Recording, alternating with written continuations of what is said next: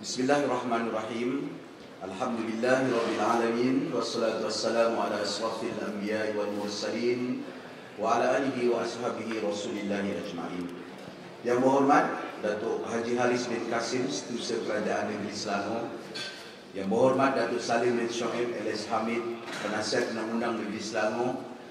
Yang berhormat ahli-ahli Majlis Mesyuarat Kerajaan Negeri, Ketua-Ketua Jabatan, Wakil-Wakil dan juga Ketua-Ketua JLC, seterusnya rakan-rakan media, tuan-tuan dan rakyat Selangor yang saya kasih sekalian.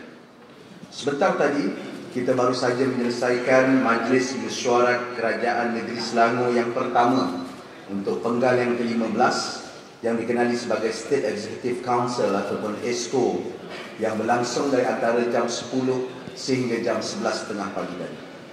Saya juga telah memperkenalkan pasukan saya, Barisan MMKM yang telah dipertanggungjawabkan untuk mengemudi Negeri Selangor untuk penggal yang ke-15. Hari ini pula saya akan mengumumkan sebentar nanti portfolio ataupun tanggungjawab yang akan diuruskan oleh setiap 11 ahli MMKM termasuk saya untuk 5 tahun yang mendatang ataupun dalam penggal yang ke-15 ini. Sebelum itu, umum mengetahui bahawa kita berada di saat ini ataupun tengah hari Rabu yang indah setelah melalui persaingan yang sengit yang bermula bukan 3 ataupun 4 minggu yang lalu, tetapi batu asasnya bermula semenjak daripada Februari tahun 2020. Setiap kali kerajaan baru ditubuhkan, pasca proses pengundian dan pesta demokrasi di peringkat negeri maupun persekutuan yang kita sebut sebagai pilihan raya, seluruh rakyat menyatakan keyakinan dan sokongan penuh kepada janji dan harapan yang dibawa oleh proses demokrasi. Apabila rakyat keluar rumah dan memasuki pusat-pusat pengundian, sebetulnya tindakan patriotik mereka itu mengesahkan keyakinan dan kesungguhan kepada apa yang membina hidup bernegara ini, iaitu nation building ataupun pembinaan negara bangsa. Dalam pada itu, keputusan rakyat harus dihormati walau apapun keputusan yang dibuat. Pasca pilihan raya negeri ini, saya difahamkan ada juga beberapa usaha untuk mengulangi tindakan-tindakan yang berlaku seumpama Februari 2020 yang mencipta kegalauan serta ketidaktentuan dalam sistem politik negara. Alhamdulillah, disebabkan keutuhan sistem demokrasi di Selangor serta sokongan rakyat, kita telah berjaya membentuk kerajaan negeri penggal yang ke-15. 2 hari lalu, saya dan barisan EXCO telah mengangkat sumpah sebagai tanda menjunjung amanah dan melunaskan tanggungjawab. Kita bukan angkat sumpah kepada parti ataupun faksi, tetapi kepada Allah Subhanahu Wa Taala, Tuhan dan negeri di hadapan Duli Yang Maha Mulia Sultan Selangor. Tanggungjawab ini mendorong kita untuk mencari idea baru, meneroka teknologi baru, memberikan kemahiran baru kepada generasi muda, kerana teknologi kemahiran akan membina dan menawarkan peluang-peluang pekerjaan baru. Dalam 5 tahun yang mendatang, dalam 5 tahun yang lalu, kita telah melalui 4 krisis yang berlaku hampir sekaligus dan belum pernah dilalui oleh mana-mana pentadbiran sebelum ini. Unprecedented series of crisis. Namun kita telah berjaya hanya kerana dengan 2 elemen, iaitu kebersamaan dan sifat kita jaga kita, serta resilient ataupun kecekalan yang diperkukuh selepas setiap detik rintangan yang kita lalui. Apabila dihadapi dengan cabaran, kita tidak menunduk dan mengalah, kita bangkit dan mampu mengatasi cabaran untuk berjaya. Kini kita harus menginsafi bahawa rakyat negeri Selangor sedang bergelut dengan aspek-aspek baru seperti ekonomi yang bukan saja dirasai malah dilihat sebagai lebih adil dan saksama, terutama bagi pekerja yang masih dibayar gaji yang kurang berpatutan dan kurang padan dengan keperluan kehidupan semasa. Keresahan ini bukan perasaan yang dibuat-buat, tetapi naluri yang benar yang harus diinsafi dan juga ditangani. Kerana itu, kerana kalau tidak, akan ada pihak yang mengisi kelompongan untuk mengambil kesempatan untuk kepentingan diri mereka sahaja. Dan watak-watak ini telah pun cuba untuk mengambil kesempatan dalam minggu-minggu sebelum ini dengan berhasrat memecah belahkan komuniti dan masyarakat di negeri Selangor. Wa ima demikian, saya yakin dengan keteguhan rakyat bersama dengan kita, dan seperti yang telah saya umumkan pada 11 hari bulan Ogos, pentadbiran ini akan memulakan tugas dan amanah dengan segera untuk melaksanakan 5 perkara utama dalam tempoh 100 hari pentadbiran ini ditubuhkan. Dan pada hari Jumaat minggu hadapan, seluruh ahli Esko Kerajaan Negeri dan Pentadbiran Kerajaan Negeri akan melaksanakan beberapa perbincangan khusus bagi kita melunaskan 5 tawaran-tawaran yang kita akan lengkapkan dalam tempoh 100 hari, di samping pelan dan rancangan menyeluruh kita bagi memastikan 5 tekad 5 tahun negeri dapat dipenuhi sepenuhnya. 5 tekad yang kita akan laksanakan dalam 100 hari itu adalah: yang pertama, menghargai wanita bekerja dengan pemberian RM1,000 kepada 5,000 wanita bagi mengurangkan kos penjagaan anak dan kos sara hidup. Kedua, melaksanakan pengecualian cukai pintu untuk rumah kampung dan rumah kos rendah. Yang ketiga, RM1,000 untuk mahasiswa negeri Selangor akan terima 1,000 mahasiswa negeri Selangor akan menerima voucher buku Kita Selangor yang bernilai RM200. Dan yang keempat, menaikkan allowance imam, bilal, siak dan nazir. Dan yang kelima, 500 petani, pesawah dan nelayan akan terima insentif pertanian dan perikanan Kita Selangor berjumlah RM1,000. Bukan itu saja, saya mengusulkan seluruh rakyat negeri. Saya tahu anda akan menginginkan ekonomi yang lebih adil dan bermaruah agar kualiti hidup dapat diperbaiki dan dipertingkatkan. Tuan-tuan dan puan-puan yang saya kasih sekalian, penduduk di negeri Selangor juga ingin merasa selamat tinggal di bumi Selangor. Keselamatan bukan hanya dari segi security tetapi juga daripada segi kepercayaan bahawa kita dihadapkan dengan kehilangan kerja atau masalah kesihatan. Kerajaan yang bersifat rahmah ataupun penyayang, Selangor Penyayang, mempunyai sistem bantuan dan pemberdayaan yang memastikan mereka dapat bangkit semula dan meneruskan kehidupan tanpa mengalami krisis yang besar. Saya berpegang kepada ikhtiar untuk menjadikan Selangor sebagai negeri yang paling berjaya, bukan saja di Malaysia tetapi di rantau ini. Berjaya bukan saja daripada segi ekonomi, tetapi dengan peluang pekerjaan yang bergaji tinggi. Berjaya bukan saja daripada sumbangan KDNK paling tinggi, tetapi menelusuri solusi kepada perubahan iklim, khususnya banjir. Berjaya bukan saja membuka wilayah ekonomi baru, tetapi juga menjadikan pentadbiran ini berpaksikan kepada rakyat.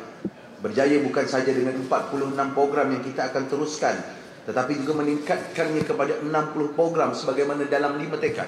Tetapi dengan program pendidikan dan pemberdayaan generasi muda dan komuniti wanita yang diberikan kemahiran tinggi dan penggajian setimpal dengan kerja-kerja yang akan dilaksanakan. 5 tekad yang saya telah umumkan akan menjadi pegangan dan paksi, termasuk idea-idea baru untuk dilaksanakan sesuai dengan keperluan mendatang. Bagi melaksanakan ikhtiar ini, saya dengan ini memperkenalkan secara rinci tugas-tugas Ahli Majlis Mesyuarat Kerajaan Negeri untuk penggal ke-15. Pertama, saya selaku Datuk Menteri Besar akan memegang 5 portfolio, iaitu pembangunan tanah dan sumber alam, keuangan dan tindakan ekonomi, pemodenan pentadbiran digitalisasi kerajaan yang ketiga, yang keempat komunikasi strategik, dan yang kelima pendidikan dan pembangunan modal insan.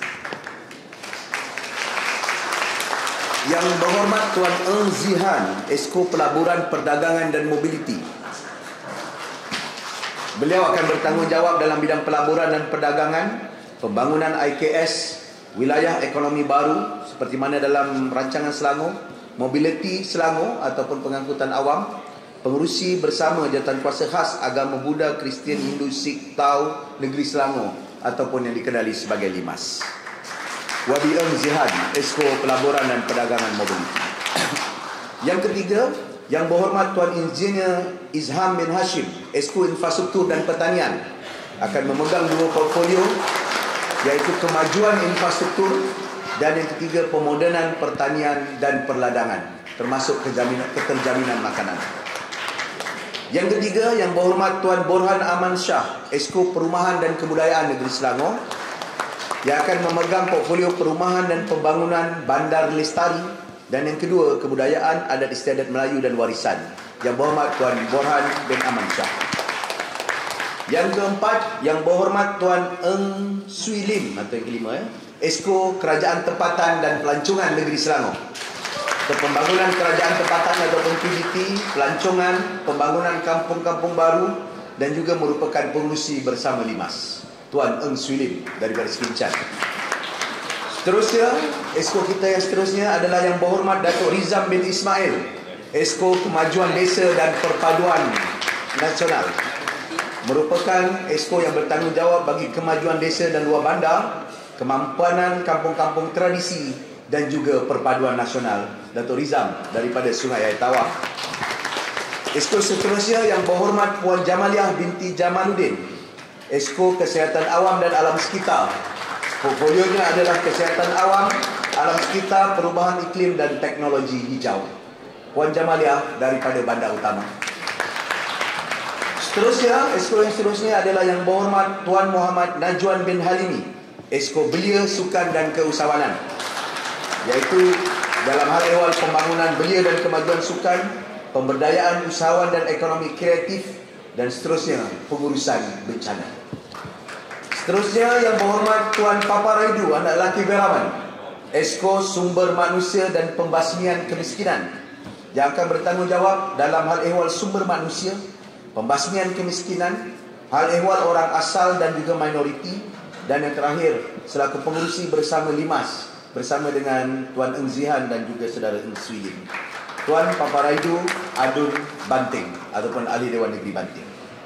Seterusnya adalah Yang Berhormat Dr. Muhammad Fahmi bin Ngah, akan bertanggungjawab dalam hal ehwal agama Islam, industri halal dan juga infrastruktur digital. Yang juga secara rasminya beliau merupakan Esko yang bertanggungjawab untuk pembudayaan sains, teknologi dan inovasi, Esko Agama Islam dan Pembudayaan Inovasi, Yang Berhormat Tuan Fahmi Ngah atau Dr. Fahmi Ngah, Ahli Dewan Negeri Kawasan Seri Setia. Dan yang terakhir, Yang Berhormat Puan Anfal binti Syari, Esko Pembangunan Wanita dan Kebajikan Masyarakat, akan bertanggungjawab di 3 portfolio, iaitu pemberdayaan wanita dan keluarga, kebajikan masyarakat dan ekonomi penjagaan ataupun yang dipanggil sebagai care ekonomi. Apa yang dimaksudkan adalah berkenaan dengan penjagaan warga emas dan juga anak-anak yang kita anggap sebagai core dan nadi kepada isu yang harus kita tangani menjelang beberapa tahun yang mendatang.